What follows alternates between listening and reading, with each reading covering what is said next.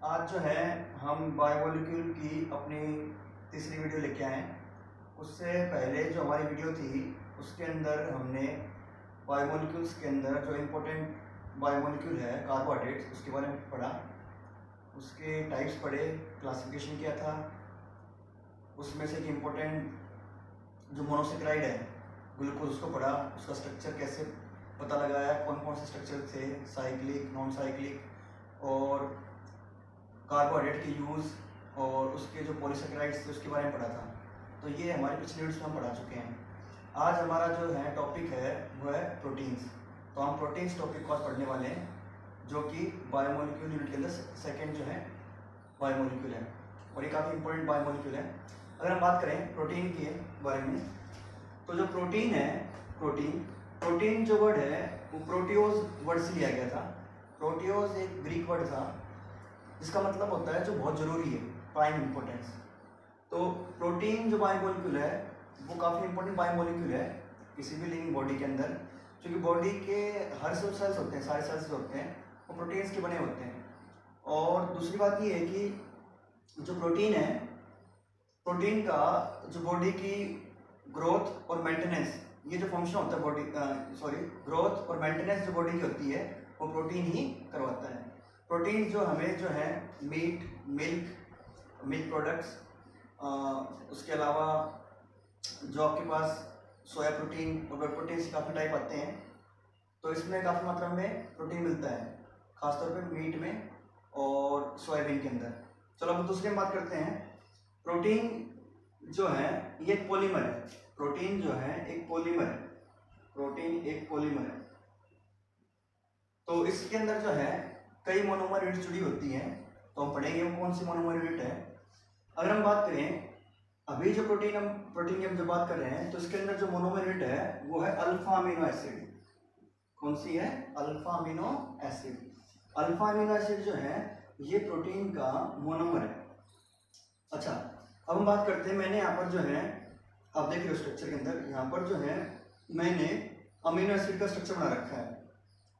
Amino acid जो है alpha, beta, gamma और डेल्टा कई टाइप की होती हैं, पर हम जो प्रोटीन पढ़ रहे हैं जो लिविंग थिंग्स की बॉडी में होता है उसके अंदर अल्फा अमीनो एसिड ही हमें मिलता है जो कि उसका मोनोमर है।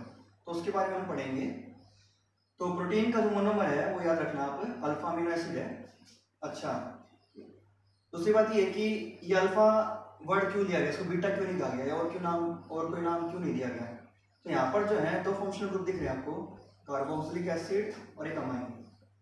तो ये दो फंक्शनल ग्रुप हैं जो कि अमीनो एसिड के अंदर बेसिकली होते हैं।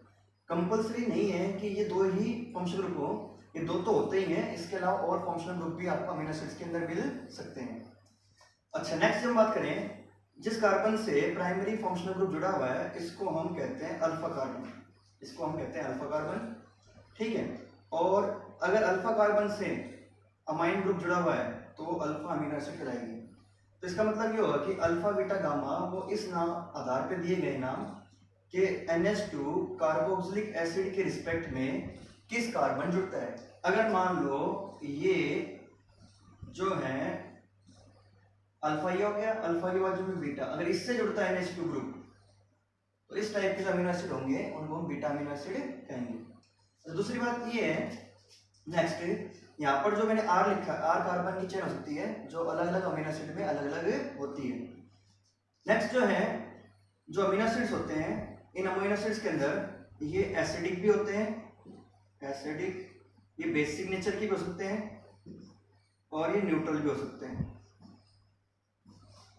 पर यहाँ पर जो अमीनो एसिड है कॉमन वर्ड ले रखा है सभी के लिए, चाहे उसका नेचर कैसा भी हो, एसिडिक हो, बेसिक हो, न्यूट्रल। क्योंकि अमीनो एसिड के अंदर दो ग्रुप होते हैं, एक एसिडिक ग्रुप है और एक बेसिक ग्रुप है।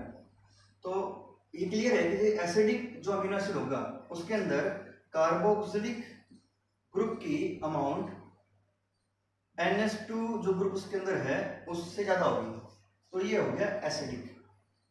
क्योंकि इसमें एसिड की मात्रा क्या है, एसिड फंक्शनल ग्रुप की मात्रा क्या है, ज्यादा है।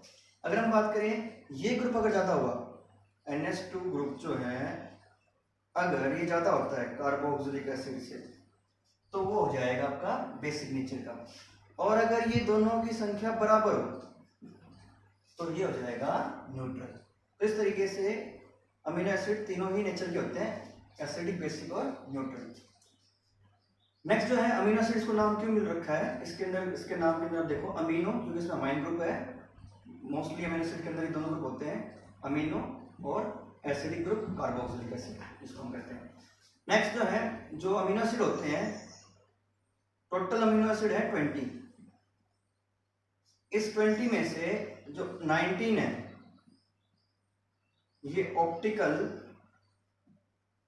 एक्टिव है, मतलब कि ये प्लेन पोलराइज्ड लाइट को राइट या लेफ्ट डायरेक्शन में रोटेट कर सकते हैं। जबकि एक अमीनो एसिड जो है वो ऑप्टिकल इनएक्टिव है, ये ऑप्टिकल इनएक्टिव है।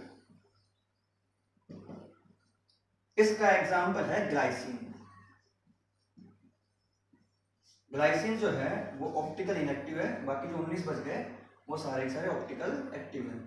अब ये पता कैसे चलेगा ये ऑप्टिकल एक्टिव है या नहीं है, इसके लिए हमारे पास उस अमीनो एसिड का स्ट्रक्चर होना चाहिए, जो अगर हमारे पास है तो हम बता सकते हैं कि वो ऑप्टिकल एक्टिव है या नहीं है।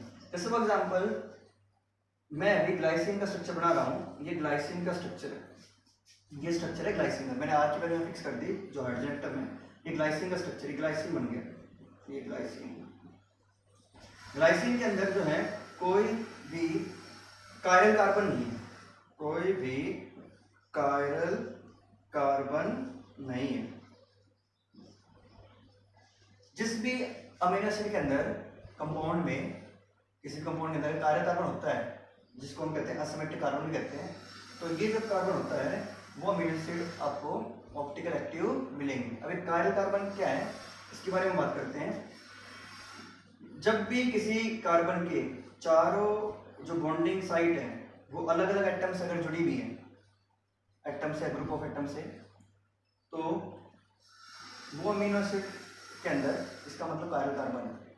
मतलब सीधी सी बात ये है, किसी भी कंपाउंड के अंदर आप कार्बन्स को सभी को चेक करें और कोई भी कार्बन आपको मिलता है जिसके चारों बॉन्डिंग डिफरेंट टाइप के एटम जुड़ी हुई है तो कार्बन कायरल है, और कायरल कार्बन है तो ऑप्टिकल एक्टिव भी होगा। तो यहाँ पर आप देखिए इधर COH है, इधर NH2, डिफरेंट ग्रुप हो गए, ये डिफरेंट हो गए, पर ये दोनों सेम हो गए। इसका मतलब ये जो कार्बन है कायरल कार्बन नहीं है, तो ये अमीनो एसिड ऑप्टिकल एक्टिव नहीं है।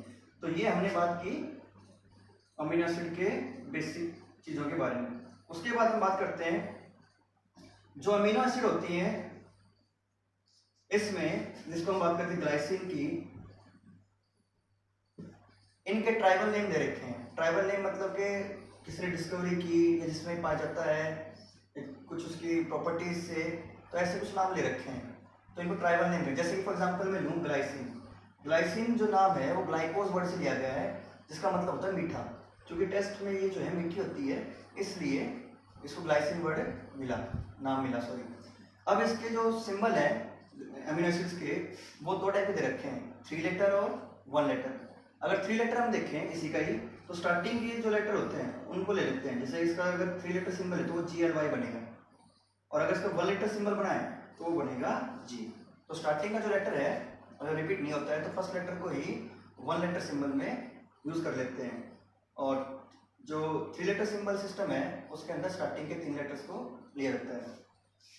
पर ये इतने इंपॉर्टेंट है नहीं हमारे लिए, तो आप वैसे इसको बेसिक नॉलेज के लिए रख सकते हो। उसके बाद हम बात करते हैं नेक्स्ट, जो अमीनो एसिड है इसकी अगर हम क्लासिफाई करें जो 20 टाइप उनको, तो उसमें 10 जो है वो असेंशियल अमीनो एसिड होती हैं, और 10 जो होती हैं वो होती हैं नॉन असेंशियल अमीनो एसिड। मतलब 20 में 10 जरूरी हैं और 10 जरूरी नहीं है। जैसे मैंने एग्जांपल दे रखे हैं, ल्यूसीन, आइसोल्यूसिन, आर्जिनाइन, उसके बाद इधर हमने दे रखा है ग्लाइसिन, एस्पेरेटिक एसिड। ये असेंशियल और नॉन असेंशियल अमीनो एसिड्स के हमने यहाँ पर एग्जाम्पल दे रखे हैं। अब हम बात करें असेंशियल अमीनो एसिड होती क्या है। एग्जाम्पल आप जो भी आपको ठीक लगे 2-3 एग्जाम्पल आप कर सकते हो एग्जाम के लिए। असेंशियल अमीनो एसिड वो होती हैं जो हमारी बॉडी को जरूरी है, ये हमारी बॉडी बनाती नहीं है, ये हम खाने के द्वारा लेते हैं। नॉन असेंशियल अमीनो एसिड वो होती हैं जो हमारी बॉडी खुद ही बना लेती है, और ये हमें बाहर से किसी और प्रोडक्ट के द्वारा या फूड के द्वारा लेने की आवश्यकता नहीं होती। The amino acids which are synthesized by the body and not taken from food. Essential.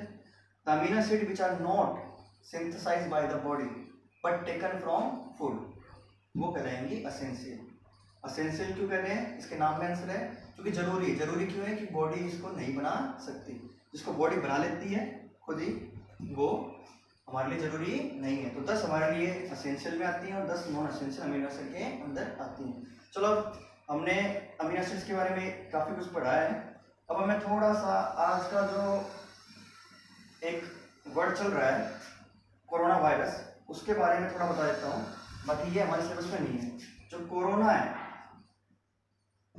क्योंकि मैंने अभी कहा था कि कोई भी लिविंग सिस्टम होगा उसके अंदर प्रोटीन का एक इंपॉर्टेंट रोल है उसकी मेंटेनेंस और फंक्शनिंग के लिए, और हर चीज़ जो है प्रोटीन से बनी होती है। लिविंग थिंग्स अगर बात करें, जो बॉडी के ऑर्गन्स हैं, टिश्यूज हैं, सेल्स हैं, वो प्रोटीन से बने होते हैं, चाहे वो बैक्टीरिया हो, चाहे वायरस हो, चाहे एनिमल्स हो या प्लांट्स हो। तो जो कोरोना है, कोरोना वायरस, इसका अगर हम बेसिक शेप देखें, जैसे आप कई बार आपने देखा होगा वीडियोस के अंदर, टीवी के अंदर, अखबार के अंदर, इस टाइप का शेप दिखा रखा है, ठीक है। इसके ऊपर ये जो है ये क्राउन लगे हुए हैं, ये क्राउन है, ये क्राउन शेप में प्रोटीन है, समझ आ गया। और इसके अंदर इसका जेनेटिक मटेरियल है। ये जो क्राउन शेप है, इसके ऊपर स्पाइक्स जो दिख रहे हैं आपको, इसलिए इसको नाम मिला कोरोना। अब हम बात करते हैं कोरोना की। जो है फिलहाल जो रिसर्च हुई है उसके अंदर कोरोना की 11 टाइप्स बताई गई हैं, जिसमें से एक जो टाइप है वो सबसे खतरनाक है, जिसको कहते हैं A2A। कोरोना की सबसे खतरनाक टाइप A2A। अभी जो मैं कुछ बता रहा हूँ ये सिलेबस में नहीं है, ये थोड़ा सा आपको आज का जो माहौल चल रहा है और जो प्रॉब्लम है, क्योंकि प्रोटीन पढ़ रहे हैं तो वो भी चीज़ प्रोटीन से बनी हुई है, उसके बारे में थोड़ा बता रहा हूँ, फिर वापस हम अपने टॉपिक पे आएंगे। वो A2A, उसको A2A स्ट्रेन कहा गया है। 11 में से A2A स्ट्रेन सबसे खतरनाक है, सबसे खतरनाक A2A। A2A मतलब ये प्रोटीन ही है और ये अमीनो एसिड से बना हुआ है, पर इसके अंदर अगर हम बात करें, उसकी स्ट्रेन है वो जो बनी हुई है, ये बनी हुई एस्पेरेटिक एसिड से। एस्पेरेटिक एसिड एक अमीनो एसिड की ही टाइप है, इससे बनी हुई है। और ये खतरनाक क्यों है, क्योंकि ये अपना जो अमीनो एसिड है, जो प्रोटीन जो अमीनो एसिड है जिससे बना हुआ है, ये प्रोटीन कह सकते हैं उसको, अमीनो एसिड उसकी एस्पेरेटिक एसिड होगी, ये अपने आप को ग्लाइसिन में चेंज कर लेती है। इसलिए ये जो वायरस है अगर किसी बॉडी में है तो इसको डिटेक्ट करना मुश्किल है, और क्योंकि ये अपने स्ट्रेन को बदलता रहता है और प्रोटीन बदलता है, इसलिए ये सबसे खतरनाक इस टाइप को हम कहते हैं। तो A2A टाइप जो सबसे खतरनाक है, जो इटली अमेरिका के अंदर सबसे ज़्यादा मात्रा में यही टाइप है, और इंडिया में भी अभी जो है 40-50% इस टाइप के केस मिलने लगे हैं। तो ये टाइप सबसे खतरनाक है। बाकी जो 10 टाइप हैं उनके डिटेक्ट करना और उनका इलाज करना इस वायरस के मुकाबले काफ़ी आसान है, क्योंकि वो जो है अपनी जो स्ट्रेन है उसको चेंज करते नहीं है, जबकि ये अपनी स्ट्रेन को चेंज करता है इसके अंदर ग्लाइसिन के। तो इसको डिटेक्ट करना और इसका इलाज करना थोड़ा मुश्किल है। उसके बाद जो बाकी जो टाइप है वो ACE2 टाइप, और सॉरी मैं गलत बोल गया, हमारे जो है बाकी जो टाइप है 10 टाइप, वो इससे थोड़ी जो है काफ़ी मतलब कि इसके मुकाबले में काफ़ी कमज़ोर है। तो वो डिटेक्ट करने का आसान है क्योंकि वो बदलते नहीं अपने आप को, किसी अमीनो से चेंज नहीं करते। और यहाँ पर हम दूसरी अगर बात करें तो ये काम, ये अटैक कैसे करता है बॉडी के अंदर, ये बॉडी के अंदर एंट्री कर लेता है माउथ से, या जो हमारा लिक्विड होता है नोज से, इनसे एंट्री कर लेता है किसी तरीके से। और ये जो है लंग्स के अंदर, हमारे जो लंग्स होते हैं, लंग्स, उस लंग्स के अंदर हमारे लंग्स जो है ACE2 नाम का प्रोटीन रिलीज करती हैं, और जो कोरोना होता है अपने इन स्पाइक प्रोटीन्स की हेल्प से इससे हो जाएगा अटैच, और इससे बाउंड होने के बाद ये लंग्स के ऊपर अपना पूरा जो असर दिखाता है और उसको पूरा अपने कंट्रोल करके उसकी वर्किंग को जो है फंक्शन में रिकॉर्ड पैदा करता है, जिससे सांस लेने की दिक्कत होती है, और अल्टीमेटली अगर चीज़ें बहुत ज़्यादा बढ़ गई तो इंसान मर भी सकता है। तो थोड़ा सा मैंने आपको एक बेसिक जानकारी दी है इस वायरस के बारे में। और वायरस की खासियत ये होती है, ये बैक्टीरिया से, फंगस से, इनसे खतरनाक होते हैं, क्योंकि ये जो है जब बॉडी के बाहर हैं तो नॉन लिविंग फॉर्म में होते हैं, और जैसे बॉडी के अंदर इंटर करते हैं तो वापस लिविंग फॉर्म में तो अभी तो हमने जो है थोड़ा सा मैंने कोरोना वायरस के बारे में बताया था कि कौन सा प्रोटीन होता है, कैसे काम करते हैं। अब हम दोबारा में टॉपिक पे आते हैं। जो अमीनो एसिड होती हैं उसकी हम फिजिकल प्रॉपर्टी लेते हैं। अमीनो एसिड जो है वो वाइट रंग की होती हैं। ये क्रिस्टलाइन सॉलिड होता है, पानी में घुल जाता है, वाटर सॉल्युबल होते हैं। ये जैसे हम देखा होगा कई बार प्रोटीन्स हम जो है सिंथेसाइज फॉर्म में लेते हैं, ये प्रोटीन्स आते भी हैं मार्केट में, तो आसानी से वो हम मिल्क में या पानी में घोल के उसको ले लेते हैं। प्रोटीन जो है प्रोटीन किससे बना हुआ है? अमीनो एसिड से। तो अमीनो एसिड वाटर में सॉल्युबल होते हैं। उसके अलावा एम्फोटेरिक इन नेचर होते हैं। एम्फोटेरिक कहते हैं मतलब क्या हुआ कि एसिड से भी रिएक्शन कर लेते हैं और बेसिक से भी। उसके अलावा जो है जो क्रिस्टलाइन प्रॉपर्टीज होती हैं वो आयनिक कंपाउंड की प्रॉपर्टी है, जबकि एक कोवेलेंट कंपाउंड है। वो क्यों है उसके पीछे हम लॉजिक समझेंगे। उसके अलावा इसके अंदर जो है जो मेल्टिंग पॉइंट इसका होगा वो लो होना चाहिए, पर ये हाई होता है, जबकि एक ऑर्गेनिक कंपाउंड है। इन सभी के पीछे क्या कारण है? क्योंकि जो अमीनो एसिड होती है इसके अंदर जो फोर्स ऑफ अट्रैक्शन होती है वो होती है इलेक्ट्रोस्टैटिक फोर्स ऑफ अट्रैक्शन। अब सवाल ये कैसे बनती है उसके बारे में बात करेंगे। उससे पहले थोड़ा सा मैं आपको बताता हूँ। प्रोटीन जो है वो पॉलीमर है और वो अमीनो एसिड के मोनोमर से बनता है। तो अमीनो एसिड जो काफ़ी ज़्यादा होती हैं प्रोटीन के अंदर, ये कहते हैं कि कम से कम 100 से ऊपर जो अमीनो एसिड है जुड़ के लगभग 10,000 यूनिट का मास कम से कम हो तो एक प्रोटीन कहलाएगी। इसका मतलब प्रोटीन क्या है? पॉलीपेप्टाइड है। तो हम बात करते हैं किस बॉन्ड से जुड़ी हुई होती हैं अमीनो एसिड, तो उसके बारे में पढ़ेंगे। काफ़ी इंपॉर्टेंट ये डेफिनेशन भी है। तो यहाँ पर मैंने एक अमीनो एसिड बना ली। एक अमीनो एसिड ये है, ये सेम भी हो सकती है और डिफरेंट भी हो सकती हैं। तो मैंने एक एग्जाम्पल ले लिया। यहाँ पर जो है जो एसिडिक ग्रुप का OH और जो अमाइन ग्रुप है उसका H, ये बॉन्डिंग में शामिल रहते हैं। और यहाँ पर जो है इसका OH इसका H वाटर की फॉर्म में लिक्विड रहता है। मतलब दो अमीनो एसिड जुड़ती हैं सेम है डिफरेंट टाइप की, तो उनके कार्बोक्सिलिक का OH और अमाइन का H इस बॉन्डिंग में शामिल होते हैं और वाटर की फॉर्मेट में वो निकल जाते हैं। अब ये निकलने के बाद यहाँ पर C और NH के बीच में एक बॉन्ड बन गया। ये एक अमाइड बॉन्ड है, ये एक अमाइड बॉन्ड है। और इसी का जो नाम है, इसी को कहते हैं पेप्टाइड लिंकेज। पेप्टाइड लिंकेज या पेप्टाइड बॉन्ड। तो पेप्टाइड लिंकेज क्या होती है?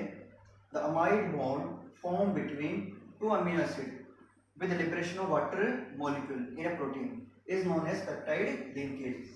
क्योंकि यहाँ पर दो अमीनो एसिड जुड़ी हुई हैं तो इसको हम कहेंगे डाईपेप्टाइड। अगर 3 जुड़ जाए तो ट्राई, 4 है तो टेट्रा और 5 है तो पेंटा, ऐसा चलता रहेगा। अगर 10 से ऊपर हो तो पॉलीपेप्टाइड होगी। जितने भी प्रोटीन्स हैं उसके अंदर 100 से ऊपर पेप्टाइड होते हैं लिंकेज, 100 से ऊपर अमीनो एसिड होती हैं। पर इंसुलिन जो प्रोटीन है उसके अंदर 51 अमीनो एसिड से प्रोटीन बनता है, तो उसको हम छोड़ दें, बाकी सभी के अंदर आपको 100 से ऊपर ही अमीनो एसिड मिलेंगे। उससे अगर नेक्स्ट हम बात करें इसके बाद, जो अभी हमारा एक चीज हम बात में डिस्कस कर रहे थे कि प्रोटीन जो है अमीनो एसिड जो है वो, अगर हम बात करें अमीनो एसिड की, जो अमीनो एसिड है ये एम्फोटेरिक क्यों होता है? अगर हम एक्वस सॉल्यूशन बनाते हैं, मतलब अमीनो एसिड प्रोटीन को, अमीनो एसिड को हम जब डालते हैं एक्वस मीडियम में, तो ये इसका जो कार्बोक्सिलिक ग्रुप है ये अपना H रिलीज कर देता है और ये H जो है एक्वस मीडियम के अंदर ये अमाइन ग्रुप इस H को एक्सेप्ट कर लेता है। मतलब ये होगा कि कार्बोक्सिलिक ग्रुप प्रोटॉन डोनर हो गया और ये प्रोटॉन एक्सेप्टर। तो यहाँ पर जो फॉर्मेशन होती है वो होती है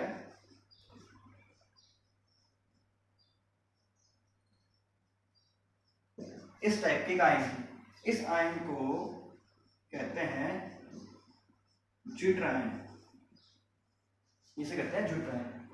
तो यहाँ पर आपको दिख रहा है कि इस मॉलिक्यूल पे चार्ज आ गया और जहाँ पर चार्ज होगा वहाँ पर कौन सी फोर्स ऑफ अट्रैक्शन होगी? Electrostatic force of attraction.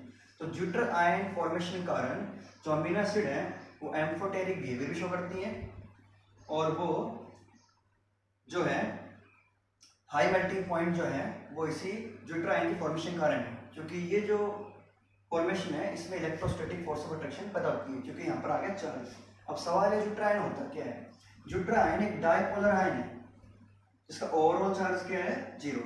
तो ज्यूटर आयन क्या हो गया? Dipolar ion having net charge 0, उस आयन को हम कहते हैं ड्यूट्राइन। नेक्स्ट हम बात करते हैं, कई बार आप जैसे कंपटीशन में मिलेगा आपको क्वेश्चन कि अमीनो एसिड जो है, जो 20 मैंने बताई थी, उनको डी और एल कॉन्फ़िगरेशन के अंदर डिवाइड कर रखा है। वो कैसे कर रखा है, अगर किसी अमीनो एसिड में NH2 ग्रुप,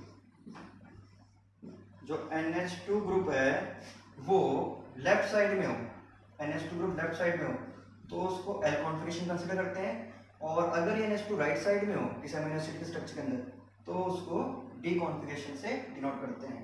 तो ये आपको इन्फॉर्मेशन और बताइए। अब नेक्स्ट जो हम बात कर रहे हैं, जो अमीनो एसिड है इसके शेप के हिसाब से, according to molecular shape, molecular shape के हिसाब से अमीनो एसिड को दो हिस्सों में बांटा गया, दो टाइप से डिवाइड किया गया। एक को कहते हैं फाइब्रस प्रोटीन, फाइब्रस, और एक को कहते हैं ग्लोबुलर प्रोटीन। अब इसको याद करना बड़ा आसान है, क्वेश्चन बहुत बड़ा आ भी चुका है और काफी इंपॉर्टेंट क्वेश्चन है। फाइबर होते हैं धागे, क्योंकि इन प्रोटीन्स का जो स्ट्रक्चर है वो थ्रेड लाइक होता है, थ्रेड लाइक स्ट्रक्चर,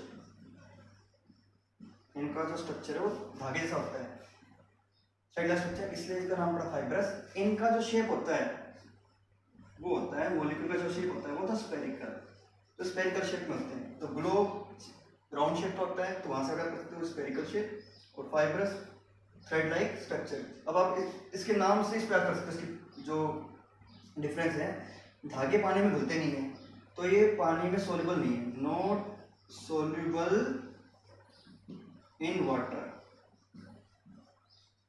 यहाँ तो समझ में आ गई।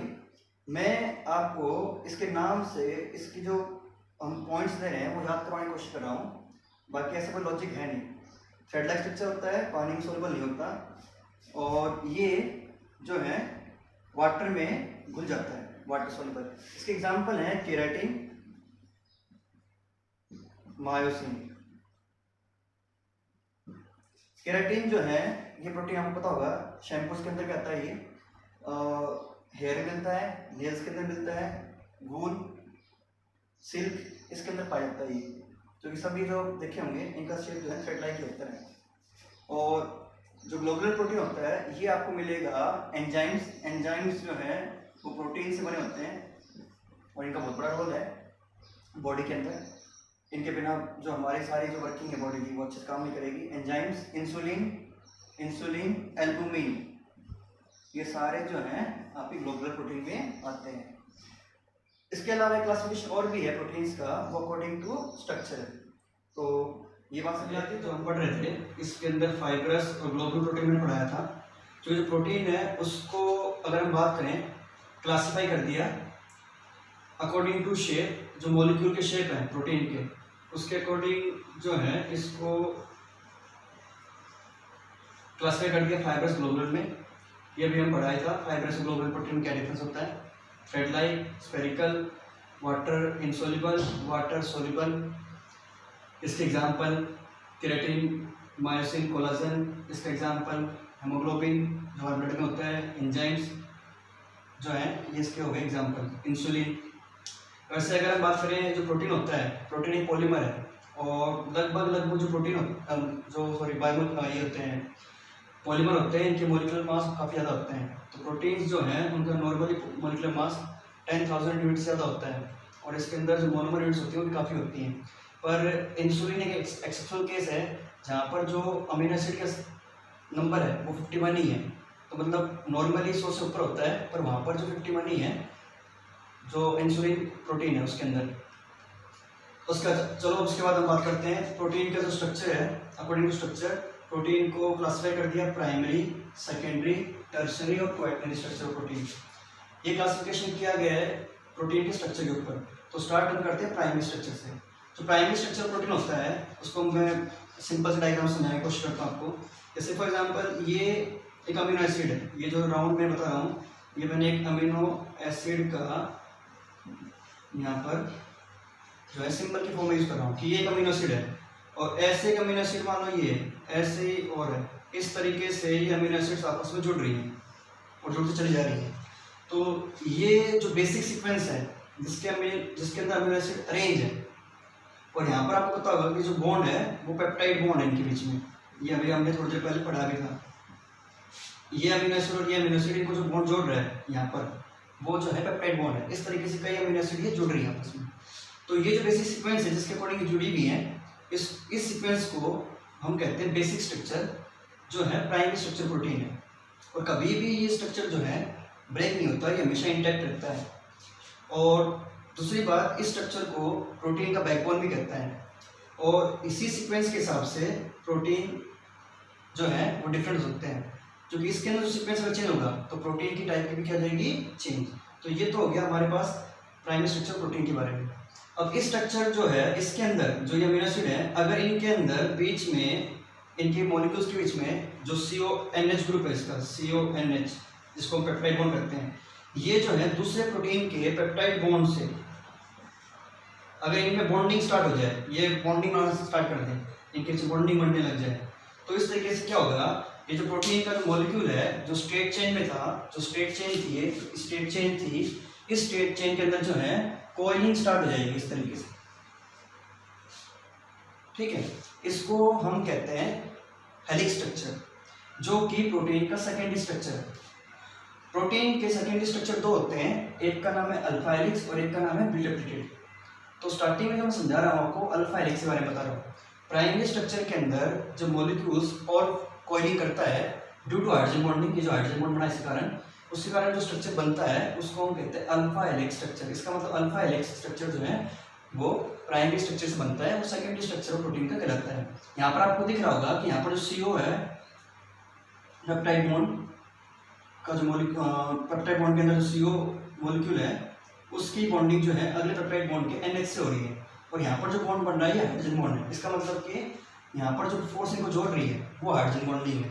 तो ये तो होगी हमारे सेकेंडरी स्ट्रक्चर के बारे में। तो सेकेंडरी स्ट्रक्चर को स्टेबलाइज कौन सी फोर्स करती है, हाइड्रोजन बॉन्ड। अब हम बात करते हैं बीटा प्लेटेड स्ट्रक्चर के बारे में। जैसे कि आपको दिख रहा है कि इसके अंदर जो वर्ड यूज हो रहा है प्लेटेड, इसका मतलब कि फ्लैट स्ट्रक्चर होगा, बिल्कुल फ्लैट लाइक ए प्लेट। तो इसलिए कैसे होता है, इसका मैंने एक बेसिक सा डायग्राम, सिंपल सा डायग्राम यहाँ बना रखा है आपको समझाने के लिए। ये हमारे पास अमीनो एसिड हो गया RCH, ये NH हो गया NH या N जो है, और ये CO ग्रुप हो गया। क्योंकि अमीनो एसिड जो अलग अलग होती हैं उनको जोड़ता कौन है, CONH मतलब पेप्टाइड बॉन्ड। तो ये वो इनके CO मॉलिक्यूल हो गया, ये इसका हो गया, मतलब ये पेप्टाइड बॉन्ड है, ये पेप्टाइड बॉन्ड। अब यहाँ पर क्या हो गया, जो डिफरेंट अमीनो एसिड के पेप्टाइड बॉन्ड थे इनके बीच में यहाँ पर एक बॉन्ड और बन रहा है, जो आपको दिख रहा होगा ये भी हाइड्रोजन बॉन्ड है। इसको हम कहेंगे intramolecular hydrogen bonding, intramolecular hydrogen bond. ये इंटरमोलिकुलर हाइड्रोजन बॉन्डिंग जो है ये इन सभी जो ये अलग अलग जो सीक्वेंस में ये अमीनो एसिड जो फ्लैट ग्रुप में रखे गए हैं, ये पड़े हैं, तो इनके अंदर जो फोर्स इनको जोड़ रही है वो इंटरमोलिकुलर हाइड्रोजन बॉन्डिंग है।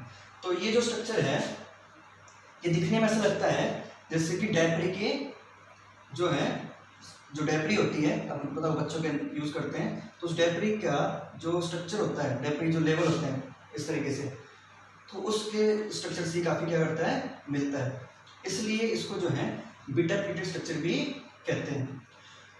उसके बाद अगर हम बात करें जो हमारा सेकेंडरी स्ट्रक्चर है, सेकेंडरी स्ट्रक्चर के अंदर जब कॉइलिंग और हो जाती है, जब सेकेंडरी स्ट्रक्चर के अंदर जो मॉलिक्यूल है और फर्दर कॉइलिंग करता है, तो उससे जो बनता है वो बनता है टर्शियरी स्ट्रक्चर ऑफ प्रोटीन। वो मतलब प्राइमरी कॉइलिंग होगी तो सेकेंडरी बन जाएगा, सेकेंडरी और कॉइलिंग हो जाएगी तो टर्शियरी स्ट्रक्चर हो जाएगा। टर्शियरी स्ट्रक्चर जो है अगर हम बात करें, टर्शियरी स्ट्रक्चर जो है ये आप पहले पढ़ चुके हो, फाइब्रस और ग्लोब्यूल, मतलब टर्शियरी स्ट्रक्चर के ही ग्रुप है फाइब्रस और ग्लोब्यूल। और टर्शियरी स्ट्रक्चर को जो स्टेबलाइज करती है, सेकेंडरी स्ट्रक्चर को जो फोर्स स्टेबलाइज करती है वो 4 फोर्स हैं। उसमें एक है हाइड्रोजन बॉन्ड, उसके बाद जो है एक है डाइसल्फाइड लिंकेज, डाइसल्फाइड लिंकेज, एक है electrostatic force of electrostatic force, और एक है वैंडरवाल फोर्स, वैंडरवाल फोर्स। ये 4 फोर्स जो है सेकेंडरी स्ट्रक्चर को क्या करती है, स्टेबलाइज करती है। ये क्वेश्चन बोर्ड में भी आ चुका है और ये इंपॉर्टेंट क्वेश्चन भी है कि कौन सी फोर्स हैं जो सेकेंडरी स्ट्रक्चर प्रोटीन को टर्शियरी स्ट्रक्चर प्रोटीन को स्टेबलाइज करती हैं तो हमारे पास 4 फोर्स है जो कि इसको स्टेबलाइज करती है। सेकेंडरी स्ट्रक्चर को हम बात करें तो हाइड्रोजन बॉन्ड से होता है स्टेबलाइज, और टर्शियरी स्ट्रक्चर को स्टेबलाइज करने के लिए 4 फोर्स हैं, वैन डर वाल, डाइसल्फाइड और इलेक्ट्रोस्टैटिक फोर्स। अगर हम इसका बेसिक डायग्राम बताएं समझाएं आपको तो चारों का, तो हमने अभी पढ़ा है कि जो प्रोटीन है उसके जो है 4 स्ट्रक्चर होते हैं, प्राइमरी, सेकेंडरी, टर्शियरी और क्वाटरनरी। इनसे हम प्राइमरी पढ़ चुके हैं, सेकेंडरी पढ़ चुके हैं और टर्शियरी पढ़ चुके हैं। प्राइमरी स्ट्रक्चर जो है बेसिक स्ट्रक्चर होता है, जिसे बैकबोन भी कहते हैं, अभी हमने पढ़ाया था आपको। और सेकेंडरी स्ट्रक्चर प्राइमरी से बनता है जैसे कॉइलिंग हो जाती है। इसके 2 टाइप होते हैं, अल्फा हेलिक्स और बीटा प्लीटेड। उसके बाद हम बात करते हैं जिसमें कॉइलिंग और बढ़ जाती है तो टर्शियरी स्ट्रक्चर बनता है। टर्शियरी स्ट्रक्चर के 2 शेप होते हैं, फाइब्रस और ग्लोबुलर। इसको स्टेबलाइज 4 फोर्स करती हैं जिसको हम पढ़ा चुके हैं, वो हाइड्रोजन बॉन्डिंग और van der Waals force of attraction, disulphide linkage, electrostatic force of attraction. अगर बेसिक डायग्राम में समझाऊं तो प्राइमरी स्ट्रक्चर का डायग्राम तो ये हो गया, ये प्राइमरी स्ट्रक्चर हो गया आपके पास, और ये हो गया हमारे पास सेकेंडरी स्ट्रक्चर। यहाँ पर ये हमारे जो राउंड्स हैं, सर्कल्स हैं, ये हमारे हो गए अमीनो एसिड। और अगर हम बात करें इसके अंदर कॉइलिंग और बढ़ जाए तो ये टर्शियरी स्ट्रक्चर हो गया। और मान लो 2 से अधिक पॉलीपेप्टाइड चेन्स आपस में जिस तरीके से अरेंज होती हैं और उससे जो स्ट्रक्चर बनता है उसको हम कहेंगे क्वाटरनरी स्ट्रक्चर ऑफ प्रोटीन। जैसे यहाँ पर आपको दिख रहा है कि 2 पॉलीपेप्टाइड चेन आपस में एक दूसरे के अंदर अरेंज है, तो ये है हमारे पास क्वाटरनरी स्ट्रक्चर ऑफ प्रोटीन। तो ये हमने जो है प्रोटीन के चारों स्ट्रक्चर को एक्सप्लेन किए हैं। तो यहाँ तक आपको समझ में आ गया होगा मेरे हिसाब से। अब हम नेक्स्ट हम बात करते हैं जो प्रोटीन है, इसके अंदर हम बात करें तो प्रोटीन को हम जो है नेगेटिव प्रोटीन, एक वर्ड आपको मिलेगा उसके अंदर कि नेगेटिव प्रोटीन क्या होता है। नेगेटिव प्रोटीन वो होता है जो कि 3 डिग्री स्ट्रक्चर है आपका प्रोटीन का, और जो कि प्रोटीन की बायोलॉजिकल एक्टिविटी शो करता है, तो 3 degree structure of protein which show biological activity, उसको हम कहेंगे नेगेटिव प्रोटीन। अब एक यहाँ पर एक चीज और पढ़ने के लिए और काफी इंपॉर्टेंट है, एक फिनोमिना होता है जिसको हम कहते हैं डीनेचुरेशन ऑफ प्रोटीन।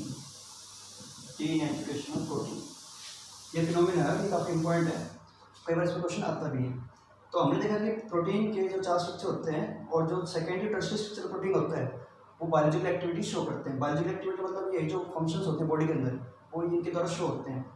अब हम बात करें, उसी को हमने नेगेटिव प्रोटीन का नाम दे दिया। अब क्या होता है कि, या इसको नेचुरल प्रोटीन कह सकते हो आप। अब क्या होता है कि प्रोटीन जो है मॉलिक्यूल वो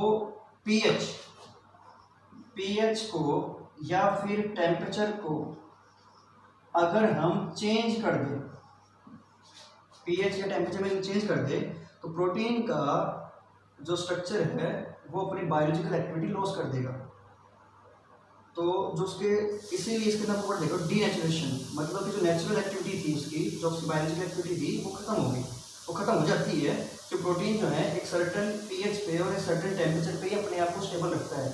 अगर ये वेरिएशन हो जाता है, टेम्परेचर ज़्यादा बढ़ जाए घट जाए या पीएच ज़्यादा बढ़ा दे घटा दे, तो प्रोटीन जो है का जो स्ट्रक्चर है वो जो है, जो कोयल स्ट्रक्चर था वो अनकोइल्ड हो जाता है। जैसे आप देख रहे हो प्राइमरी था उसमें कोइलिंग हुई, सेकेंडरी बना, सेकेंडरी में कोइलिंग हुई, टर्शियरी बना। तो जब ये आप चेंज करोगे तो जो कोइलिंग है, ये वाली जो कोइलिंग हम पढ़ रहे हैं, ये वाली जो कोइलिंग है, ये कोइलिंग खुलने लग जाती है, मतलब स्ट्रक्चर जो है अनकोइल होने लग जाता है इनके कारण।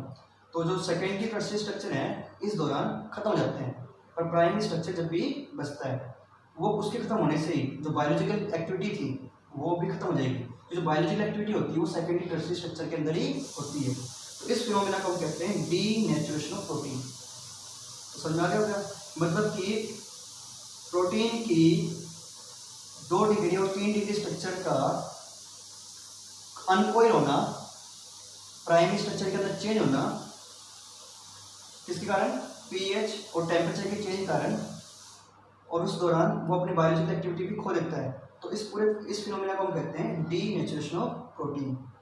अब दूसरी बात ये है कि एग्जाम्पल्स हम देखें, हमारे प्रैक्टिकल लाइफ में कई एक से एग्जाम्पल हैं जिसमें हमें ये फिनोमिना देखने को मिलता है। जैसे कि जो हम कर्ड बनाते हैं, कर्ड जो मिल्क से बनती है, तो मिल्क के अंदर जो प्रोटीन है वो सेकेंडरी टर्शियरी फॉर्म में है, मतलब वो नेगेटिव प्रोटीन है।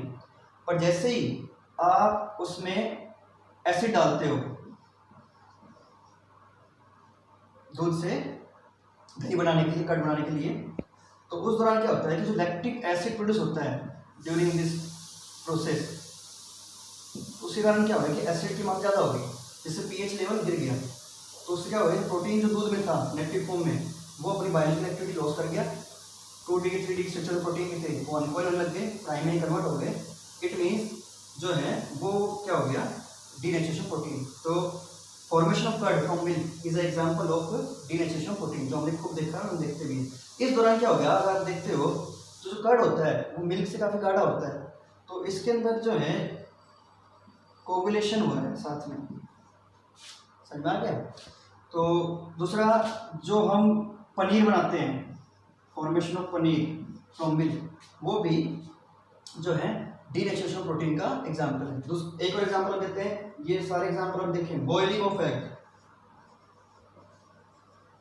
जब अंडे को हम उबालते हैं, तो अंडे को जब उबालते हैं उसके अंदर भी जो है वो डीनेचुरेशन प्रोटीन का एग्जांपल हो गया। Boiling of egg is also example of denaturation protein phenomena. Curd, formation of curd, formation of paneer from milk, ये सारे एग्जांपल मैंने जो लिए हैं, ये सारे प्रोटीन के डीनेचुरेशन फिनोमिना को शो करते हैं। इन सभी के अंदर क्या हो गया, प्रोटीन अपनी नेचुरल एक्टिविटी खो रहा है और उसका 3 डिग्री 2 डिग्री स्ट्रक्चर अनकॉइल होकर प्राइमरी बदल रहा है, और उस दौरान उसकी बायोलॉजिकल एक्टिविटी लॉस होगी। तो इस फिनोमिना को हम कहते हैं डीनेचुरेशन ऑफ प्रोटीन। अच्छा, एक क्वेश्चन आपसे पूछ लेते हैं, वैसे ये आ भी चुका है और एनसीईआरटी का है, कि जब हम अंडे को उबालते हैं, बॉयल करते हैं, तो उसके अंदर जो पानी होता है वो पानी कहाँ से जाता है। तो ये अगर आप बात करें, जब अगर अंडे को वैसे आप तोड़ते हो तो उसमें काफ़ी मात्रा में वाटर होता है, इसलिए वो बहता भी है थोड़ा सा, पर जब उसको उबाल लेते हैं तो हो जाएगा सेमी सॉलिड। तो क्या होता है कि जब अंडे को उबालते हैं, जब भी फिनोमिना चल रहा होता है डीनेचुरेशन, इसको इनडायरेक्ट फॉर्म में कोगुलेशन कह सकते हो, तो जब भी फिनोमिना चल रहा है उस दौरान क्या होगा, जो प्रोटीन है वो इकट्ठा हो रहा है, वो अपने प्राइमरी स्ट्रक्चर में आ रहा है, तो वो जो है गाढ़ा हो रहा है। तो उस दौरान जो है जो कोगुलेशन हो रहा है, वो फिनोमिना के दौरान वो जो वाटर उसके अंदर प्रोटीन के अंदर था अंडे के अंदर, वो उसने एब्जॉर्ब कर लिया, इसलिए हमें जो अंडा है उसके अंदर वाटर मिलता नहीं है और वो सेमी सॉलिड मिलता है। तो यहाँ पे बात समझ में आ गई होगी। नेक्स्ट वीडियो के अंदर जो है हम जो है इसका नेक्स्ट पार्ट लेंगे, ठीक है, ओके।